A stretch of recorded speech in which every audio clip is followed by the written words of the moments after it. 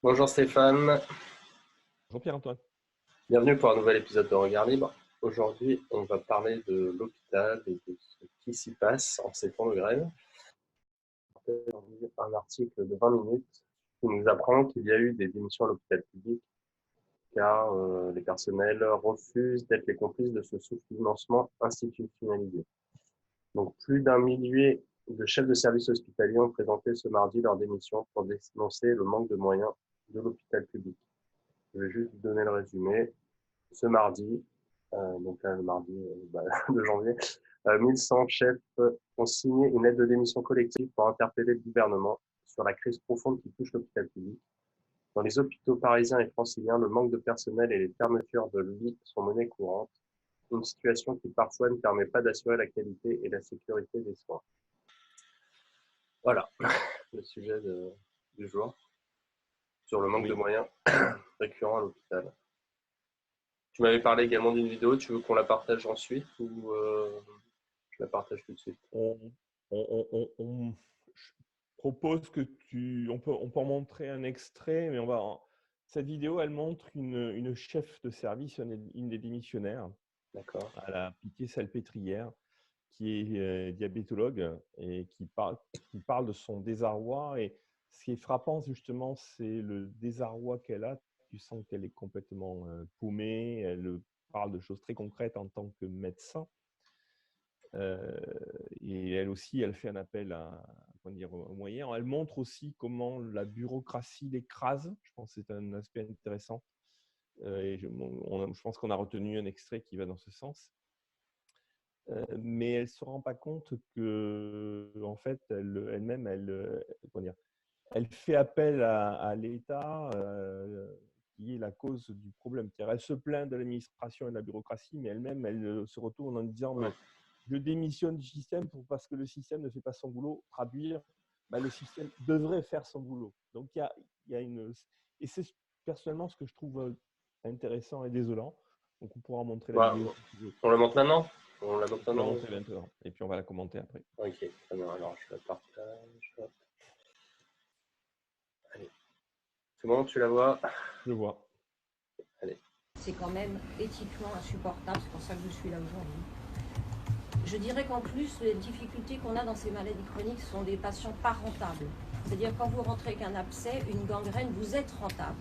Oui, c'est compliqué à comprendre pour vous. Hein. Vous êtes rentable au début de votre hospitalisation. Mais si on vous débouche les artères, vous êtes encore rentable. Par contre, si on n'arrive pas à vous déboucher les artères, vous commencez à ne plus être rentable du tout. On va vous garder un certain temps parce que votre plaie est complexe. Et donc, au fur et à mesure que les jours passent, l'hôpital commence à perdre de l'argent. Par malchance, vous êtes amputé au bout d'un mois et demi en nous ayant dit tenez bon, faites tout ce que vous pouvez. On a fait tous les soins. Hein. Malheureusement, parfois on perd. Le patient est amputé. Il redevient rentable quelques jours. Voilà où on en est avec la T2A. J'en dirai pas plus, je suis un peu trop dans l'émotion, je suis désolée. Mais voilà pourquoi on n'en peut plus de ce système et surtout qu'on démissionne de notre lien avec l'administration. L'administration, les directions locales, elles sont en conflit éthique. Hein, il faut que vous le sachiez. Il y a des syndicats de directeurs qui l'ont écrit, elles sont en conflit éthique. Mais c'est des courroies de transmission. Elles gèrent l'austérité, elles gèrent la pénurie et c'est nous qui en payons les pots cassés. Et un certain nombre de collègues ont peur qu'en s'engageant dans le mouvement, ce soit à eux qu'on retire les infirmières en premier, à eux qui n'aient pas les infirmières intérimaires. Il n'y en a pas assez. Il y a 1000 demandes d'infirmières intérimaires par an. Voilà. Bon. Oui. Ouais. Voilà. Alors, il y a plein d'autres choses dans cette vidéo. Et au début, elle explique ce qu'elle fait, etc. Mais là, je pense que c'est intéressant. Moi, on sent son désarroi. Ouais. On sent le fonctionnement bureaucratique. Et elle met bien l'opposition avec l'administration. Et elle parle de rentable. Vous êtes rentable. Alors, qu'est-ce que ça veut dire? Je ne suis pas médecin, mais qu'est-ce que ça veut dire? Il ne faut pas oublier que les hôpitaux, au bout du compte, facturent. Alors, c'est des mécanismes plus ou moins compliqués, mais in fine, ils facturent à la Sécu. Quand on va, nous-mêmes, on est couvert, etc. On a l'assurance maladie qui nous couvre.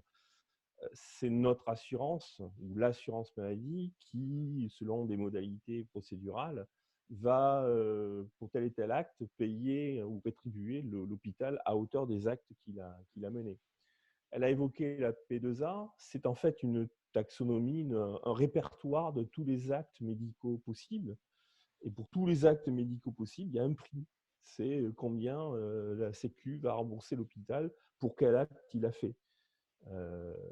Et donc la notion de rentabilité, c'est que si évidemment l'hôpital, les soins font que l'hôpital dépense plus que ce que l'acte va de toute façon être payé par la Sécu, eh bien effectivement c'est plus rentable et ils n'ont pas les moyens. C'est ça le sujet. Ce que je trouve déjà intéressant, c'est qu'elle, comme beaucoup de médecins et beaucoup dans le domaine médical, elle ne voit pas que de toute façon, la santé, c'est un sujet économique. Elle l'affleure, on voit bien le problème. Oui, elle parle de la gestion de la pénurie et de l'austérité. Voilà, Voilà, on est bien dans une problématique qui, à un moment donné, est économique. Alors évidemment, beaucoup de gens vont dire « Ah oui, mais la santé, c'est typiquement le domaine où ça n'a pas de prix. Voilà, ça n'a pas de prix. On ne peut pas raisonner avec des logiques économiques. » Mais en fait, ce n'est pas vrai. Et c'est justement parce qu'on ne le fait pas qu'on arrive à ce genre de situation. Moi, j'ai envie de te proposer qu'on fasse peut-être ça en plusieurs séances. Ça va être compliqué d'expliquer ça aux gens. Mais en gros, la première idée de base consiste à dire c'est parce qu'on raisonne de cette façon-là que les hôpitaux n'ont pas été organisés pour essayer d'être efficaces par rapport à la multitude des soins qu'ils ont à apporter. Elle parle, elle, par exemple, de soins diabétiques. Donc forcément, c'est un hôpital, il y a des chambres, il y a des lits, il y a des infirmières, il y a des médecins, etc. Finalement, la façon dont elle est organisée, elle, est quelque part la même que le service à côté qui va être, n'importe quoi, un cardio ou urgence ou une maternité. Finalement, tous les hôpitaux, tous les services d'hôpitaux sont organisés finalement de la même façon. Un service, un accueil, des médecins, un lit, des infirmières, etc. Est-ce que c'est forcément la meilleure façon de s'organiser pour tous les services ? Elle t'explique qu'elle a des diabétiques avec des soins longs, etc. Est-ce qu'il n'y a pas une autre façon de faire ? J'en sais rien, je ne prétends pas avoir la solution, mais je mets une première question qui est est-ce que l'hôpital, dans sa conception, est forcément économiquement performant pour tous les cas de figure des types de maladies et de services qu'il peut y avoir ? Je pense que ce n'est pas aussi simple que ça.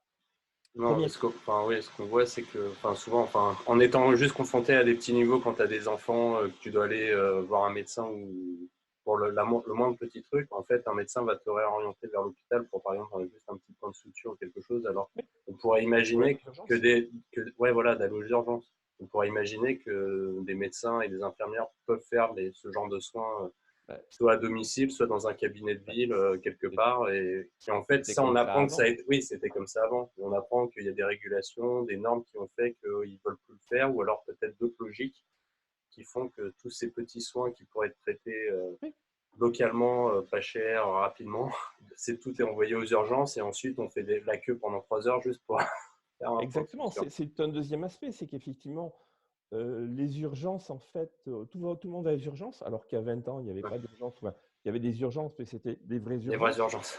Voilà, c'est ça. Et c'était des vraies urgences justement parce qu'il y avait d'autres moyens d'aller se faire traiter sur des banalités. Des bobos. Aujourd'hui, il n'y a pas moyen de faire soigner un bobo autrement que par les urgences. Et les urgences, en fait, sont là pour faire un tri et la diversité des solutions qui permettaient de faire le tri. C'est encore une logique de marché et d'économie. Et ce n'est pas pour dire le marché a la solution à tout. Ce n'est pas ça le sujet. Le sujet, c'est qu'à partir du moment où cette dame, Agnès, je crois qu'elle s'appelle, met en avant des problématiques de rentabilité, et elle a raison, parce que on ne peut pas payer et financer à l'infini. Un des trucs propres de la santé, si je puis dire, c'est que, notamment avec l'exemple qu'elle donne du diabète, c'est malheureusement, il y a des types de soins où il y a quasiment une infinité des soins qu'on pourrait espérer donner aux gens. Et bien évidemment que si Si on avait une infinité d'euros, ben, on aimerait tous se faire soigner, s'améliorer, etc. Ouais. Donc, il n'y a pas de limite aux dépenses de santé. Il faut bien comprendre ça. On parle en termes de demande. La demande pour les soins de santé, elle est Illimité. infinie. Donc, si on ne trouve pas un moyen de la limiter d'une façon ou d'une autre, il n'y aura jamais assez de moyens. C'est l'autre problème qu'il y a, toi. On n'a pas, on n'a pas assez de moyens. Mais il n'y a jamais assez de Il n'y aura moyens. C'est le jamais. problème Ouais, de la santé. ouais.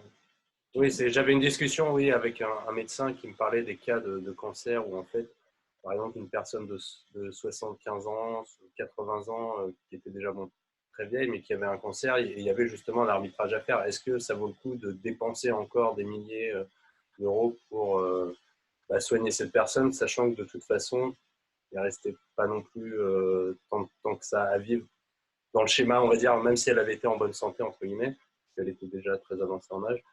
Donc, au bout d'un moment, oui, il y a des arbitrages qui se font pour ça. Et puis, Mais elle parle d'éthique.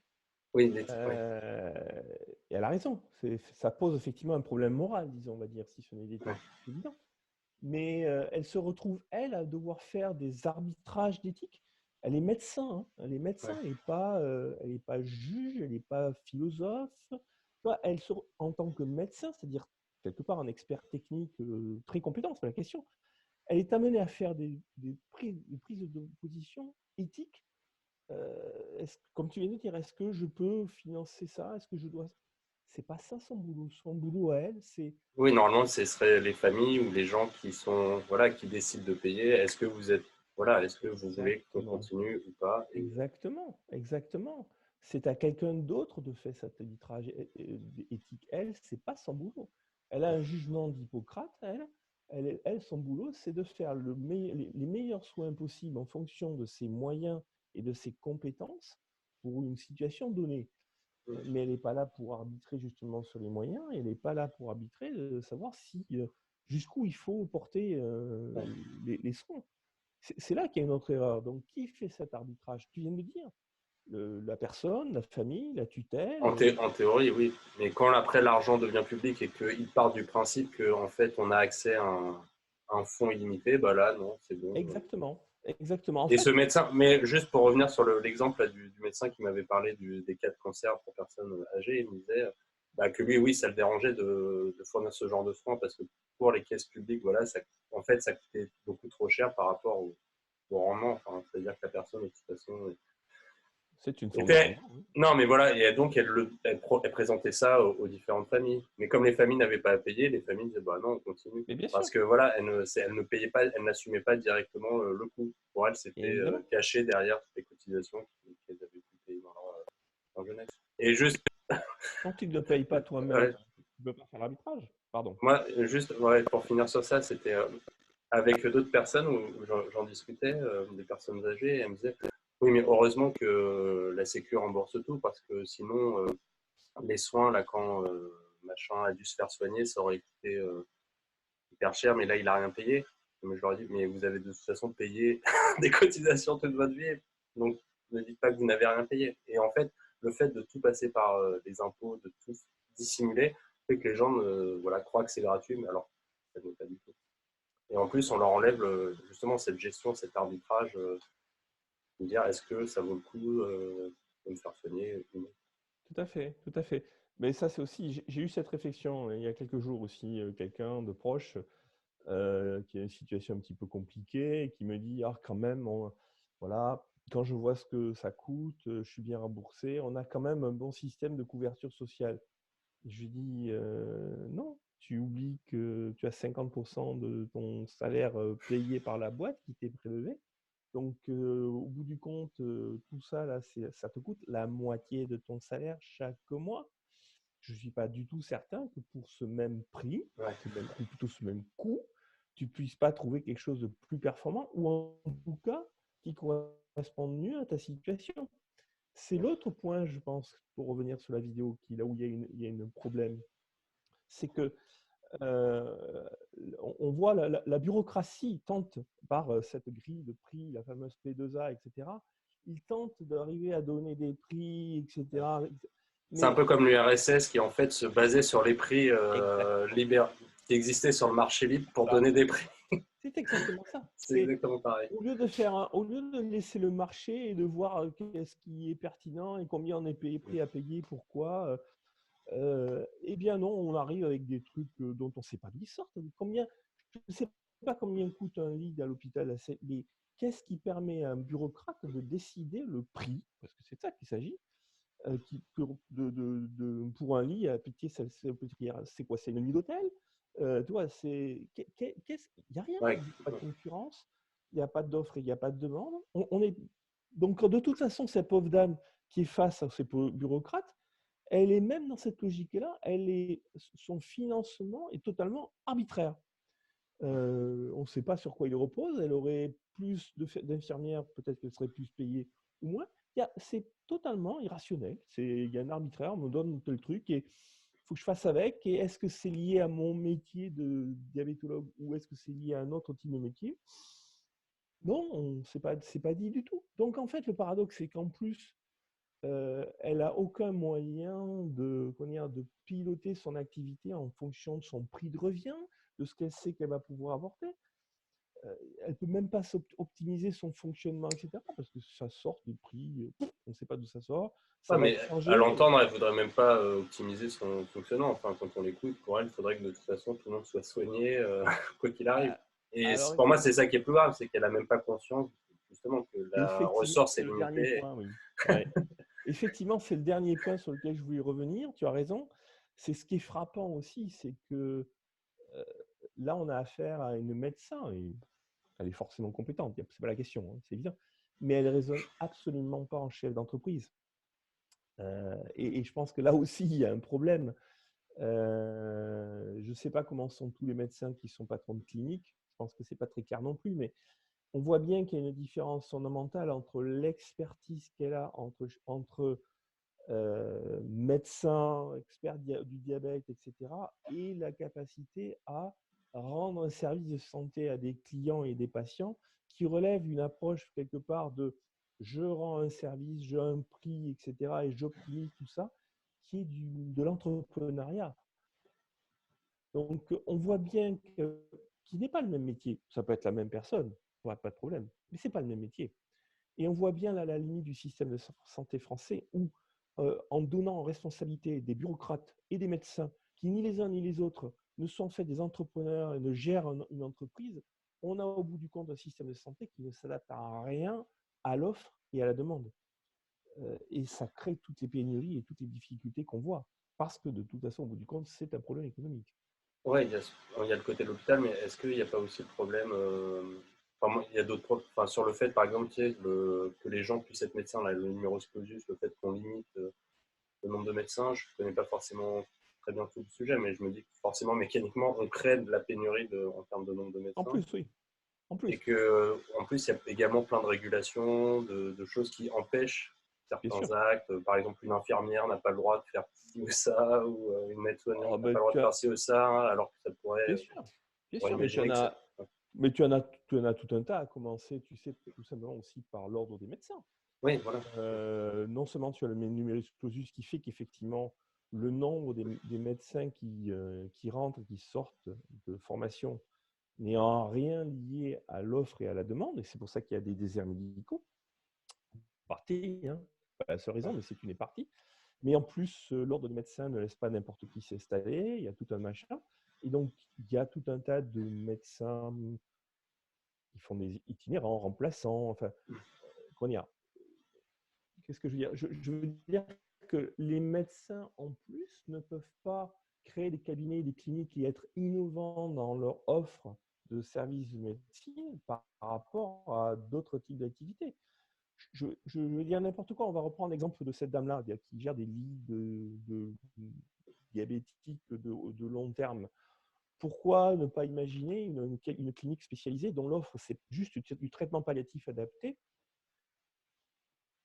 avec voilà, une équipe particulière, une structure particulière, des prix, etc. Monter un business ciblé sur ce truc-là, je ne suis pas du tout certain que ça puisse être codifié et même autorisé par l'ordre de médecin, si tant est que, par exemple, qu'ils voient qu'il y a de la concurrence avec une autre clinique sur place, un hôpital, etc. Tu ne peux pas faire ce que tu veux en tant que médecin sur le marché. Ouais. sais pas si tu m'as entendu. Ouais, ouais, ouais, je t'ai entendu, ouais. Ouais, ouais, non, mais c'est que voilà, l'activité est très, très régulée, très contrôlée, donc ça limite Et donc, forcément effectivement, les tout ça, ça innovations. contribue à faire des pénuries, déserts médicaux, etc. Et donc, ces démissions en masse, c'est évidemment désolant parce que ça montre à quel point le système est complètement perdu et c'est pas aux gens eux-mêmes perdus. Mais ils ne voient pas que la solution est justement à la libéralisation totale, mais la libéralisation totale de la médecine et non pas l'appel à l'État pour qu'il règle le système. Il ne peut pas régler le système, l'État. Alors, si on parle de libéralisation du système de santé, l'objection classique, c'est de te dire, oui, mais alors ça veut dire que les pauvres ne seront pas soignés et mourront dans la rue. Mais C'est ça la réponse classique, oui, hein, bien sûr, mais l'objection. la réponse, c'est, on a déjà eu, j'ai déjà fait ce genre de réponse, il me semble. La réponse, c'est oui, mais non. C'est un raisonnement de courte vue. C'est le même exemple qu'avec le téléphone portable, tu sais. Peut-être qu'au début, effectivement, certains riches seulement auront les moyens de se faire soigner avec ces trucs-là. C'est vrai, il ne faut pas mentir, c'est vrai, c'est possible. Mais, et alors? C'est aussi parce que ces riches-là vont permettre de créer les premières cliniques qui vont soigner de cette façon-là, que peut-être une deuxième clinique va s'installer, que là, ces deux cliniques vont commencer à se faire concurrence, puis une troisième clinique, et au fur et à mesure qu'il y aura concurrence, les prix vont baisser. Et à partir du moment où les prix vont baisser, ben, peu à peu, de proche en proche, les couches moyennes vont pouvoir se faire soigner, et demain, ça sera les pauvres.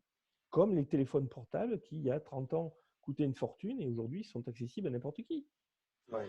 Même, Le marché, oui, peut-être au début, répond à la demande que les riches créent. Les riches sont là pour créer les nouvelles demandes, en fait, financer l'innovation. Mais en finançant l'innovation, à terme, la concurrence fait qu'elle profite finit par tout atteindre le monde. tout le monde. Ouais. Alors que l'État, ça fait combien? Ça fait 50 ou 100 ans, ou je ne sais pas combien d'années. L'État n'a manifestement pas réussi à résoudre le problème. Hein. Parce que l'État, par contre, tout le monde se fait soigner, mais se fait mal soigner. Et de toute façon, le financement était. On n'oppose jamais cet argument moral de la manière dont ça a été financé. C'est qu'ok, peut-être tout le monde se fait mal soigner, mais ça a été financé par l'impôt, la taxe. On se fait Mais voler. cet argument n'est pas entendu. Oui, c'est ça. Mais la réalité de l'argument, c'est qu'on se fait voler la moitié de nos salaires. Ça, c'est encore pour les salariés. Ouais. En gros, je crois que c'est même Ouais, plus. mais c'est pareil. Moi, je suis indépendant, libéral. C'est pareil. C'est pareil. Voilà. Donc, on se fait prendre la moitié de nos revenus pour se faire mal soigner. C'est ça la réalité. Ouais. Alors qu'on pourrait imaginer de prendre que même un quart de nos revenus pour avoir des soins qui soient adaptés à chacun et beaucoup plus performants. Ouais. Ouais, parce qu'on pourrait dire la même chose sur la nourriture. En fait, l'argument qui montre que ça marche pas, le fait de dire que la santé devrait rester publique, c'est que la nourriture n'est pas, il n'y a pas de service des fermes publics Tout à fait. pour l'élevage et la culture du blé. Et en fait, en France aujourd'hui, grâce au marché, tout le monde peut quand même se nourrir à fait beaucoup. Si on n'a pas beaucoup d'argent, il y a quand même beaucoup de solutions. Oui. Et puis même, tu vois, même sur des produits dits de luxe, culinaires de luxe, je sais pas moi, les langoustes, le saumon. Le saumon, il y a 20 ou 30 ans, je sais plus, était un poisson extrêmement cher. C'était facilement 120 francs le kilo. Je parle en francs. Hein. Ouais. Et puis peu à peu, c'est passé à quelques dizaines de francs. Maintenant, c'est quelques euros. Mais si on se remet une génération en avant, le saumon était un produit de luxe. C'est un produit totalement populaire aujourd'hui. Ouais. Donc, peut-être un mot de conclusion. L'argument de on se va soigner les riches, pardon. Ouais. Pardon. Non, je te demandais si tu avais un mot de conclusion.